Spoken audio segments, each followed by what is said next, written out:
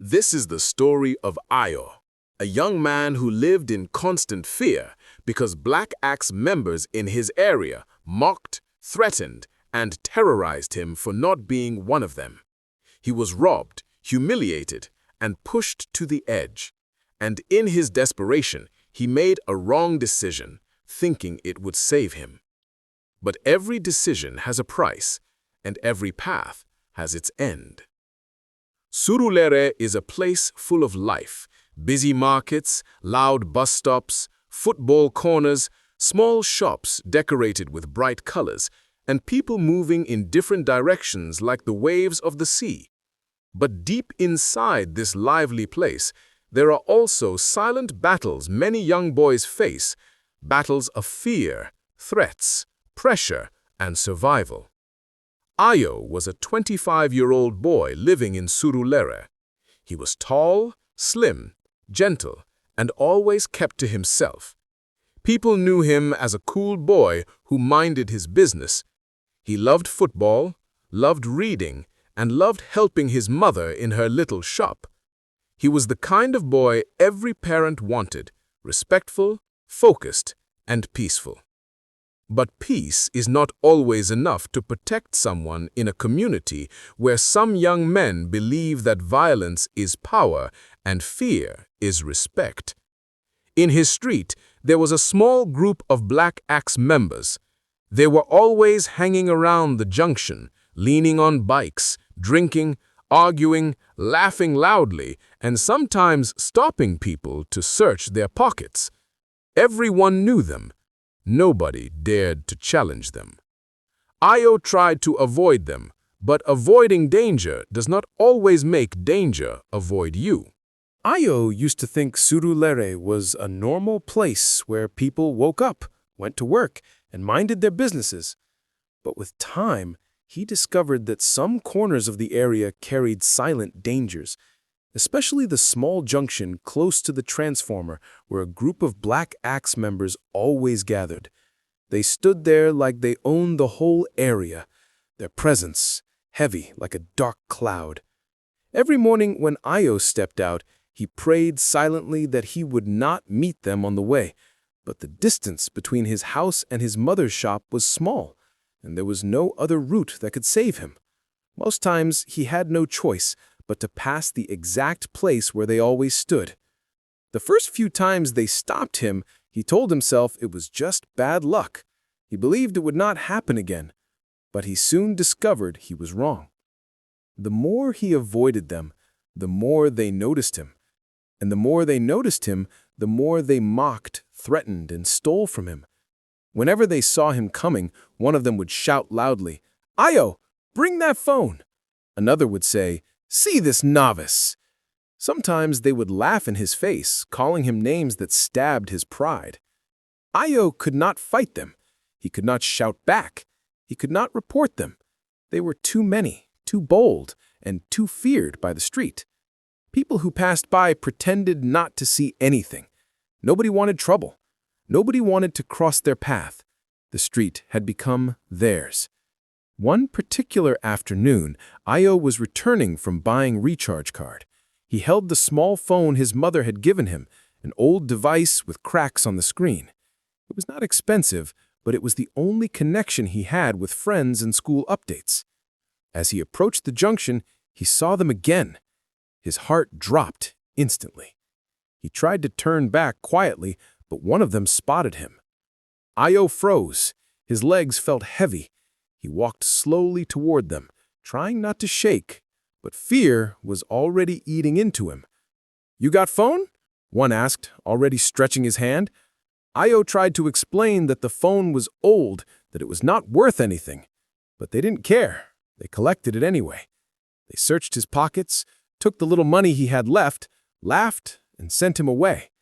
When he got home, he sat on his bed, buried his face in his hands, and cried silently. He felt helpless. He felt weak. He felt trapped in his own area. This routine continued for months. Sometimes they collected the same phone and returned it later. Other times they kept it for days. When Eiye saved money to buy a new one, they would seize it before the end of the week. He lived like someone walking in a battlefield with no weapon and no shield. The fear began to affect his daily life. He no longer walked with confidence. He moved like someone expecting danger at every corner. His shoulders were always tense. His eyes always scanned the street. Even children noticed he had changed, but nobody understood what he was facing. Each day, he asked himself the same question: why me? What did I deserve this? He wished he could disappear. He wished he could live in another area. He wished someone would stand up for him. But wishes solved nothing. Little did he know that this long period of fear and humiliation was shaping his mind toward a dangerous decision, a decision that would later change his entire life. Eiye thought he was running from fear, but fear was slowly pushing him into something worse. One afternoon, Eiye was sitting alone in a quiet corner, far away from the junction where he usually met the Black Axe boys. His mind was heavy. He was tired of running, tired of giving up his things, tired of being treated like someone who had no value. He kept thinking, why is it always me? Why can't they leave me alone? The thoughts were loud in his head. He imagined himself walking freely on his own street. He imagined passing the junction without being stopped. He imagined holding his phone without fear of losing it. But each time he imagined this, he remembered the harsh reality. Black Axe boys controlled the street, and as long as they were there, his life would continue to be miserable. While he was still thinking, he heard two boys talking near the field behind him. They mentioned something that caught his attention immediately. Eiye know they take rubbish from Black Axe. Eiye raised his head slowly. He wasn't trying to listen, but the conversation pulled him in. Since I joined Eiye, nobody from Black Axe fit try me again, the other replied. Now why their members they fear us? If they touch one Eiye boy, now retaliation straight. Those words entered Eiye's mind like fire. Protection, revenge, retaliation, no fear. He sat still and listened more. The boys continued talking about how Eiye Confraternity members supported one another, how they confronted threats, and how they never allowed rival groups to bully them. The tone in their voices carried confidence, something Eiye had never felt in his life. Eiye began to think deeply again. For the first time, he saw something that looked like an escape route, something that looked like power, something that looked like the end of humiliation. The more he replayed their words in his mind, the more he began to believe that joining Eiye Confraternity might be the only option left. That same evening, Eiye walked slowly around the field, waiting for the two boys to finish their conversation. When they finally stood up to leave, Eiye approached one of them quietly. Bro, I want to join Eiye. He stared at him for a moment, shocked. Then he gave a small nod. You sure? Eiye didn't think twice. Yes, I don't tire for all this nonsense. He was tired of being pushed around, tired of being robbed, tired of living like a shadow. In his mind, he only had one choice left. Join Eiye for protection, join Eiye for revenge, join Eiye so he would never fear Black Axe again. He didn't know he was stepping into a worse trap. All he knew was that he wanted the suffering to end, no matter the cost. Eiye had finally crossed the line he once feared. He was now a member of the Eiye Confraternity. The moment he was accepted, everything around him felt different. It wasn't happiness he felt. It was a sharp shift inside him, a new weight on his shoulders. He told himself he joined for protection, but he knew he was also driven by revenge. Word traveled fast. Within a short time, the Black Axe members who used to intimidate him heard the news. Eiye, that small boy? Eiye? Their voices weren't confused, they were irritated. To them, Eiye was no longer the weak boy who walked with his head down. He was no longer someone they could push around or extort. The moment he joined Eiye, he became something else in their eyes. A rival. The next time Eiye walked through his area, he noticed the change immediately. The Black Axe boys did not talk. They did not laugh. They did not collect his phone or stop him like before. They simply watched him with steady, unreadable faces. Eiye felt their eyes on him, sharp and measuring. He understood the look. It wasn't respect. It wasn't fear. It was calculation. The Black Axe members were studying him. They wanted to know if the news was true. They wanted to know how strong he felt now. They wanted to know when to act. Eiye tried to pretend their silence didn't bother him, but it did. Every time he passed by, he felt something heavy settle on his back. Before he joined Eiye, he feared their presence because they would attack him. Now he feared their silence because he didn't know what they were planning. The Black Axe members began to talk among themselves, far away from Eiye, but close enough for rumors to spread. "So he thinks they joining Eiye go save him?" one said. They were patient, they were angry, and they were waiting. Eiye sensed the danger, even though nobody spoke to him directly. Joining Eiye did not make him invisible. It made him more noticeable. He felt like a marked target. Eiye had given him protection, but that protection also came with expectations. He knew they would defend him, but he also knew they would expect him to stand firm, not run.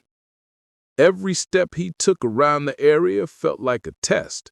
Every glance from the Black Axe members felt like a warning. Eiye thought joining Eiye would solve his problems immediately. Instead, it created a new tension that sat in the air like a tightened rope. He was no longer powerless, but he was no longer safe. He was now part of a rivalry much bigger than his personal fear, and he could feel it. Black Axe wasn't done with him. They were simply waiting for a moment when no one else was watching. Eiye had joined Eiye for protection, but now he realized something unsettling. He had entered a conflict he wasn't fully ready for. Even after joining the Eiye Confraternity, Eiye knew he was not truly safe. He had gained some protection, but he had also become a rival to the Black Axe. That alone put him at risk. Any wrong move, any careless step could make him a target. The same boys who once mocked him now watched him differently, measuring him, waiting for a chance to strike if he slipped. Eiye changed how he moved. He avoided streets and corners where the Black Axe members usually gathered. He avoided areas they controlled, knowing that even a short encounter could spark a fight or retaliation. Every step he took was calculated. He watched the eyes on him, scanning for danger, studying the shadows, listening to every sound. He spent most of his time with Eiye members. They were stronger, more confident, and better trained than him, and being around them gave him a sense of safety. They taught him to stay alert, to move with caution, to never act alone in areas dominated by Black Axe. He followed their advice closely, understanding that the smallest mistake could be fatal. Even simple actions, crossing a street too quickly or hesitating in their territory, could be seen as weakness. Life became a careful balance. Eiye had to move with purpose, never showing fear, but never acting recklessly. Every decision, every step, every street mattered. Being part of Eiye gave him strength, but did not make him invincible. It only gave him allies and a fighting chance if a confrontation occurred. Eiye understood one truth clearly. Being a rival was dangerous. Protection did not equal freedom. Being careful was now his life. One wrong move could undo everything. He could fight when necessary, but survival required caution, awareness, and respect for the unseen eyes that were always watching. Even with Eiye at his side, Eiye walked each day on a tightrope, knowing that a rival never rests, never relaxes, and could be targeted at any time. Eiye's life had changed completely the moment he stepped into the world of the Confraternity. He was no longer the boy who walked with his head down, afraid of every Black Axe member he saw. Now he had a presence, a new identity that demanded attention. People no longer underestimated him. Eiye. His days were no longer ordinary either. Life had become a series of calculated actions, careful movements, and constant awareness. Streets he once passed freely were now areas he had to study and assess.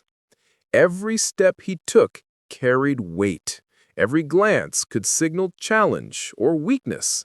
The freedom he had hoped to gain was not the freedom he imagined.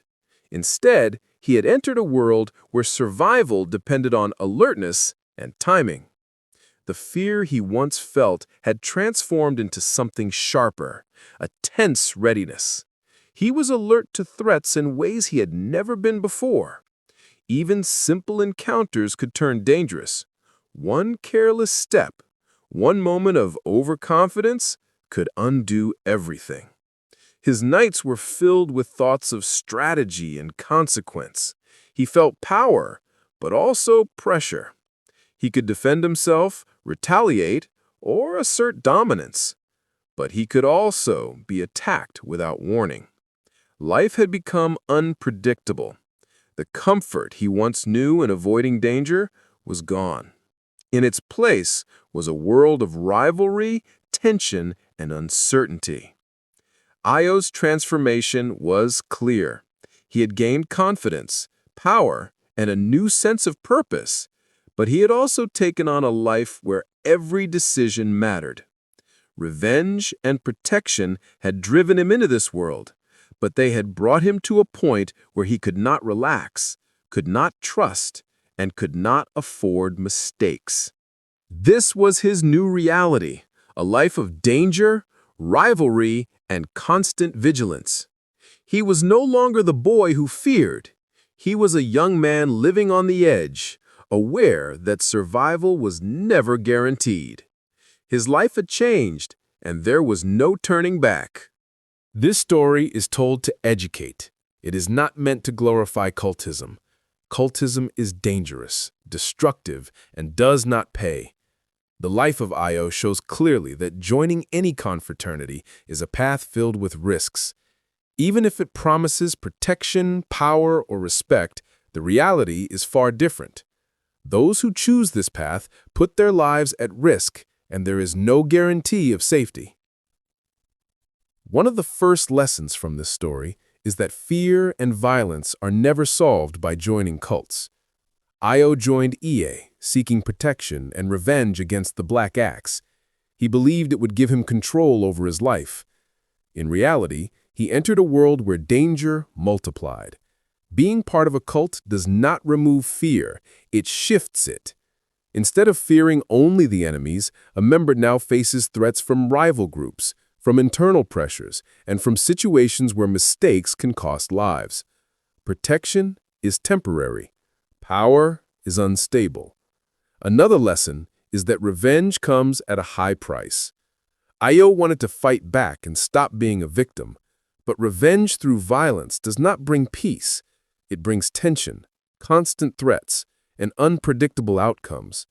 When people choose cultism for revenge, they may think they are gaining strength, but they are also making themselves targets. Every action is watched. Every step can provoke retaliation.